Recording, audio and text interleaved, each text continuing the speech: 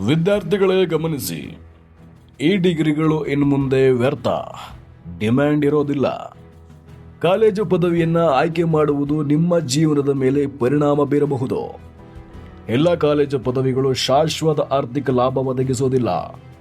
Computer ವಿಜ್ಞಾನ, engineering ಮತ್ತು ವ್ಯವಹಾರದಂತಹ ಸಾಂಪ್ರದಾಯಿಕ ಅನ್ವಯಿಕ ಪದವಿಗಳ ಮೇಲಿನ ಲಾಭವು ಕಾಲಾಂತರದಲ್ಲಿ ವೇಗವಾಗಿ ಕುಸಿಯುತ್ತವೆ.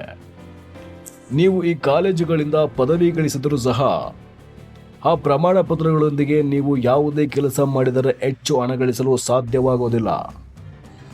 ಉನ್ನತ MBA ಪದವೀಧರರು ಉನ್ನತ ಮಟ್ಟದ ಹುದ್ದೆಗಳನ್ನು ಪಡೆಯಲು ಎಣಗಾಡುತ್ತಿದ್ದಾರೆ.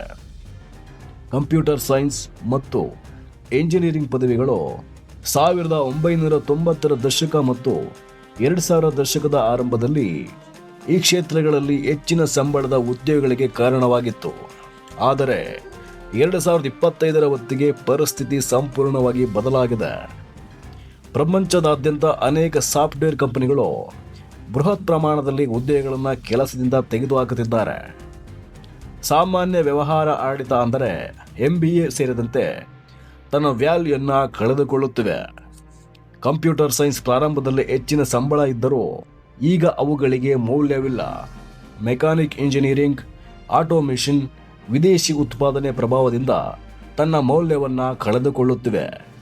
ಅಕೌಂಟಿಂಗ್, ಇದು AI ಪರಿಣಾಮದಿಂದ ತನ್ನ ಎಲ್ಲ ಕೆಲಸವನ್ನು AI ಮಾಡ್ತಾ ಇದೆ. ಆದ ಕಾರಣ ಅಕೌಂಟಿಂಗ್ ಪದವಿಗಳಿಗೆ ಆದ್ಯತೆಗಳಿಲ್ಲ.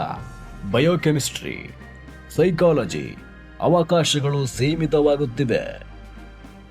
ಇಂಗ್ಲಿಷ್ ಮತ್ತು ಹ್ಯುಮ್ಯಾನಿಟೀಸ್, ಸೋಷಿಯಾಲಜಿ ಮತ್ತು ಸೋಷಿಯಲ್ ಸೈನ್ಸ್ ಈ ಕ್ಷೇತ್ರಗಳಿಗೆ ಉದ್ಯೋಗಗಳು ಹೆಚ್ಚಿನ ಬೇಡಿಕೆ ಇಲ್ಲ.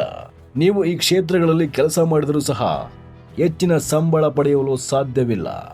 ಹಿಸ್ಟ್ರಿ, ಫಿಲಾಸಫಿ ಇವುಗಳು ಕೂಡ ಬೆಲೆಯನ್ನು ಕಳೆದುಕೊಳ್ಳುವಂತಾಗಿದೆ. ವಿದ್ಯಾರ್ಥಿಗಳು ಕೇವಲ ಪದವಿ ಮಾತ್ರ ಯಶಸ್ಸಿನ ಗುಟ್ಟಲ್ಲ. ಕೌಶಲ್ಯಗಳು ಮುಖ್ಯ, ಸ್ಕಿಲ್ ಮುಖ್ಯ, ಡೆಡಿಕೇಶನ್ ಮುಖ್ಯ, ನಿರಂತರ ಕಲಿಕೆ ಮುಖ್ಯ, ಒಂದು ವಿಷಯದ ಮೇಲೆ ಆಳವಾದ ಜ್ಞಾನ ಮುಖ್ಯ. ಸ್ಕಿಲ್ ಮತ್ತು ಡೆಡಿಕೇಶನ್ ಮುಖ್ಯ.